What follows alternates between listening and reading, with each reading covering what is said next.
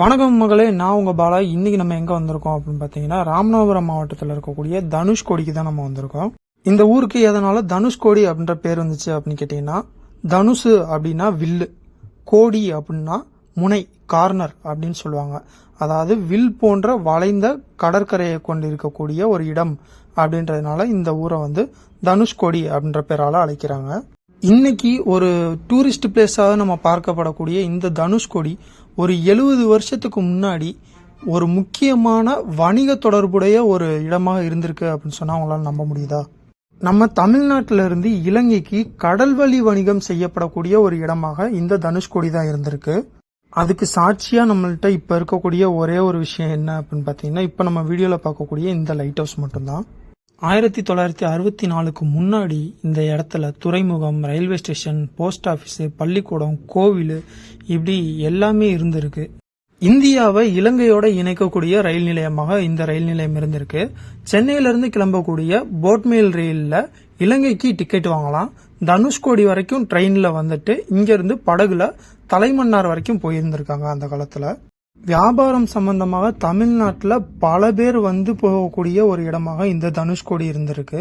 இப்படி ஆள் நடமாட்டம் அதிகமாக இருக்கக்கூடிய ஒரு நகரமாக இருந்த தனுஷ்கோடி இன்னைக்கு மனிதர்கள் வசிக்க தகுதியற்ற பகுதியாக அரசால சொல்லப்படுது. அதுக்கு காரணம் 1964 நடந்த ஒரு கோர புயல் தான். டிசம்பர் 22 நைட்டு மணிக்கு 280 கிலோமீட்டர் வேகத்துல வீசின அந்த புயலால கிட்டத்தட்ட 2000 பேர் உயிரிழந்திருக்கிறாங்க. அது மட்டும் இல்லாம தனுஷ்கோடியை நோக்கி வந்துட்டு இருந்த பாம்பன் தனுஷ்கோடி பேசஞ்சர் ட்ரெயின் அப்படியே கடல்ல விழுந்து அதுல இருந்து 115 பேரும் மூழ்கி இறந்திருக்கிறாங்க.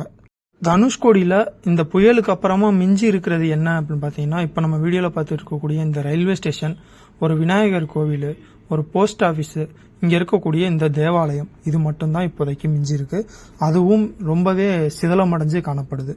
பரபரப்பான வணிக சந்தைக்கு ஒரு முக்கியமான இடமா இருந்த இந்த தனுஷ்கோடி தன்னுடைய அத்தனை அடையாளங்களையும் அந்த ஒரு நாள் அடிச்ச புயலால இழந்துருச்சு அப்படின்னு சொல்லலாம். பொருள் சேதங்களை தாண்டி உயிர் சேதங்கள் அதை விட அதிகமாயிருக்கு. அந்த புயல் வந்ததுக்கு அப்புறமா அரசாங்கமே இந்த தனுஷ்கோடி பகுதியை இனிமே மக்கள் வாழ்றதுக்கு தகுதியற்ற பகுதி அப்படின்னு சொல்லி அறிவிச்சு இங்க இருக்கக்கூடிய நிறைய மக்களை வந்து வேற இடத்துக்கு மாத்தி இருக்கிறாங்க. ஒரு சில மீனவ குடும்பங்கள் மட்டும் எங்களுடைய பூர்வீகம் இதுதான், இதை விட்டு நாங்க எங்கேயும் போக மாட்டோம் அப்படின்னு சொல்லி இங்கேயே இருக்கிறாங்க. அவங்க இங்கேயே இந்த மீன் பிடிக்கிறது, இந்த கடல் சங்குகளை வச்சு கைவினை பொருட்கள் செய்யறது அப்படி செஞ்சு இங்க வரக்கூடிய சுற்றுலா பயணிகள்கிட்ட அதை விற்பனை செஞ்சு அவங்களுடைய வாழ்வாதாரத்தை அவங்க பாத்துக்கிறாங்க. நீங்க ராமநாதபுரம், ராமேஸ்வரம் இந்த பகுதிகளுக்கெல்லாம் போறீங்கன்னா கண்டிப்பா மறக்காம இந்த தனுஷ்கோடிக்கும் போயிட்டு வாங்க. இதே மாதிரி மேலும் ஒரு நல்ல வீடியோவில் உங்களை வந்து சந்திக்கிறேன். அதுவரை உங்களிடமிருந்து விடைபெறுவது உங்கள் பாலா.